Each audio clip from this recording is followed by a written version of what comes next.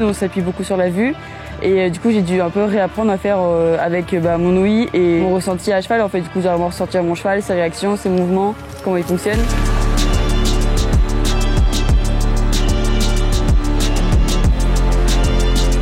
L'équitation, c'est mon sport et en fait, c'est ce autour de quoi s'articule ma vie de tous les jours. Je trouve dire que c'est mon loisir ou une passion, je trouve ça un peu futile parce qu'en fait, pour moi, c'est tellement plus, c'est une partie de moi. Donc, mon accident, c'était en mi-juin 2020. Et en fait, j'ai voulu remettre une protection sur la patte arrière de mon cheval qui était au paddock, qui était en train de s'enlever. Et en fait, au moment où je me suis accroupie pour lui remettre ce scratch, lui, il a donné un coup de sabot. Le coup de sabot, il a atterri dans mon visage. Donc, grosso modo, ça m'a à peu près tout cassé en fait entre les sourcils et le nez. Et ça m'a aussi fait perdre la vue de manière définitive. Juste après le coup, ma première pensée, je me suis dit ça m'est arrivé à moi. Parce que c'est vrai que prendre un coup de sabot, c'est un risque quand même qu'on a quand on évolue autour des chevaux.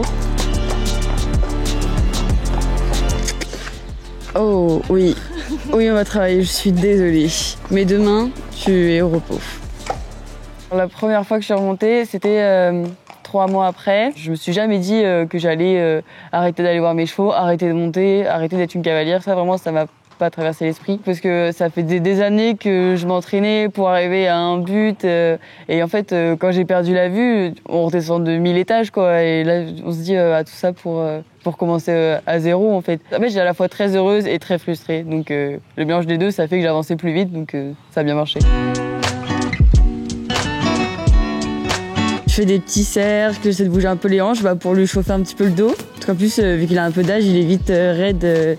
Puis ça, les temps, ils sont un peu humides en ce moment. Donc il faut faire bouger un peu, faire chauffer la machine avant de commencer à trotter. Maintenant, en fait, je me fie beaucoup plus à mon sentiment quand je suis à cheval. Je me concentre que sur eux parce que maintenant, c'est mon seul indicateur. Donc forcément, je suis plus avec eux. Ce qui a été le plus dur, en fait, c'est vraiment par rapport au seul obstacle. Si je pouvais continuer, comment, à quel niveau. Et ça, il a fallu l'accepter. Et puis au fur et à mesure, je me suis rendu compte qu'en fait, je pouvais le faire, que non seulement je pouvais, mais que j'allais le faire. Et on a travaillé dur. Et au final, maintenant, je commence les concours. Droite, gauche, gauche et droite. Là, droite. Ma coach, Vierge, donc, elle va me crier ou alors parfois on est au téléphone et moi je dis le Bluetooth, donc on se parle au téléphone quand on est en concours. C'est elle en fait qui va me dire quand tourner, quand écarter. Et ensuite, une fois que je suis dans l'axe de l'obstacle, je vais avoir des crieurs donc à chaque chandelier.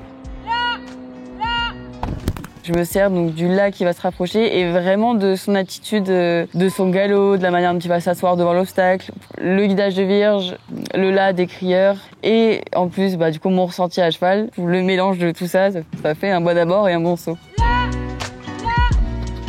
Si je pouvais recommencer ma vie sans le cheval et pas en accident, est-ce que je voudrais? Et non.